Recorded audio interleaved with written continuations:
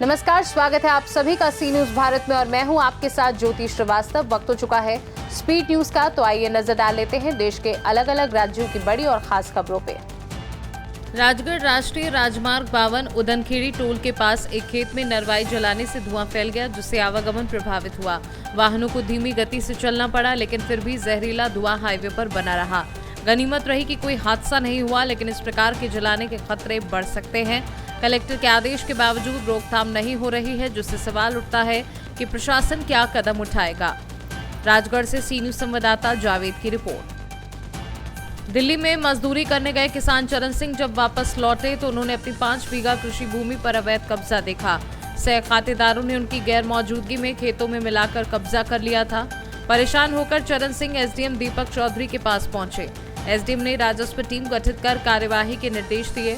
राजस्व टीम ने नापतोल कर कब्जा मुक्त कराया और किसानों को उनकी भूमि वापस दिलवाई।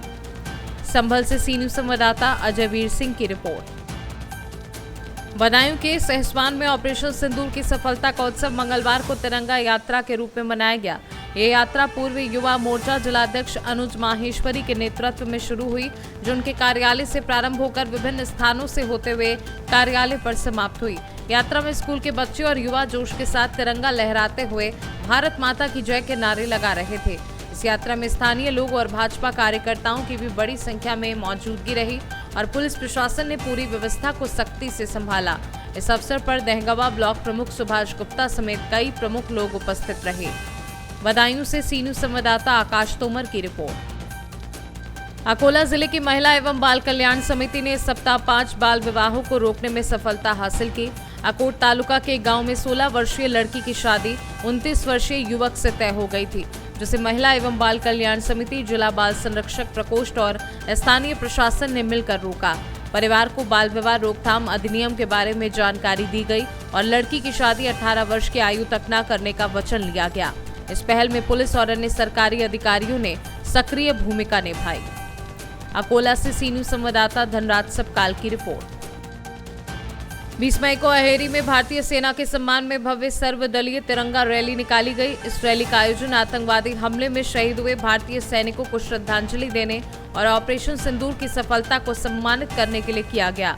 रैली के दौरान सड़कें भारत माता की जय, वंदे मातरम और वीर शहीद सैनिक अमर रहे के नारों से गूंज उठी। भारतीय सेना की वीरता और बलिदान को सम्मानित करने के लिए भाजपा, राष्ट्रवादी कांग्रेस पार्टी, शिवसेना और हिंदूवादी संगठनों के पदाधिकारियों ने उत्साहपूर्वक भाग लिया। रैली का समापन राजे विश्वेश्वरराव महाराज चौक स्थित शहीद स्तंभ पर शहीदों को श्रद्धांजलि अर्पित करने के साथ हुआ। गढ़चिरौली से सी न्यूज संवाददाता चंद्रशेखर पुलगम की रिपोर्ट। गाजीपुर के मरदाहा थाना क्षेत्र के नरवर गांव में बुधवार सुबह एक दर्दनाक हादसा हुआ। काशीदास बाबा के पूजन कार्यक्रम के लिए मंडप तैयार किया जा रहा था, तभी एक बांस 33,000 वोल्ट की हाईटेंशन लाइन से छू गया, जिससे तेज करंट आ गया। इस हादसे में 4 लोगों की मौत हो गई, जबकि 3 लोग गंभीर रूप से घायल हो गए। मृतकों में छोटेलाल यादव 35 वर्षीय, रविंद्र यादव 29 वर्षीय, गोरख यादव 23 वर्षीय और अमन यादव 19 वर्षीय शामिल हैं। घायल हुए अभिरीक यादव 16 वर्षीय, संतोष यादव 32 वर्षीय और जितेंद्र यादव 30 वर्षीय को इलाज के लिए अस्पताल भेजा गया है। घटना के बाद गांव में मातम छा गया और पुलिस जांच कर रही है। गाजीपुर से सी न्यूज संवाददाता हसन खान की रिपोर्ट।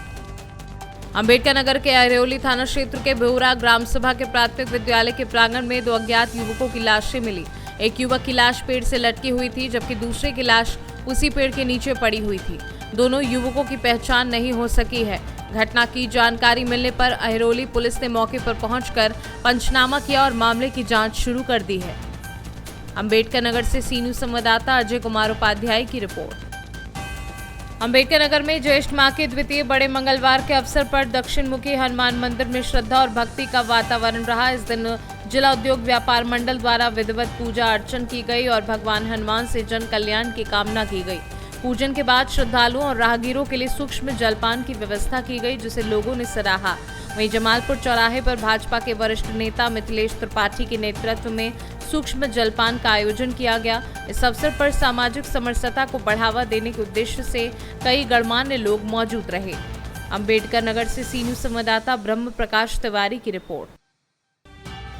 जलालपुर अंबेडकर नगर में ऑपरेशन सिंदूर की सफलता के बाद भारतीय सेना के शौर्य को सम्मानित करने के लिए मंगलवार को भाजपा जलालपुर मंडल द्वारा एक भव्य तिरंगा यात्रा निकाली गई। यात्रा उर्दू बाजार से शुरू होकर शिवाजी चौक तक गई, जिसमें भाजपा कार्यकर्ताओं, नागरिकों, महिलाओं, युवाओं और नरेंद्र देव इंटर कॉलेज के विद्यार्थियों ने उत्साहपूर्वक भाग लिया।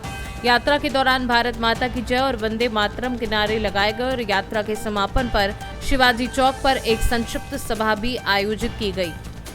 अंबेडकर नगर से सी न्यूज संवाददाता ब्रह्म प्रकाश तिवारी की रिपोर्ट। अंबेडकर नगर के हंसपर थाना में तैनात कांस्टेबल रविंद्र यादव की गाजीपुर में बिजली की चपेट में आने से दुखद मौत हो गई।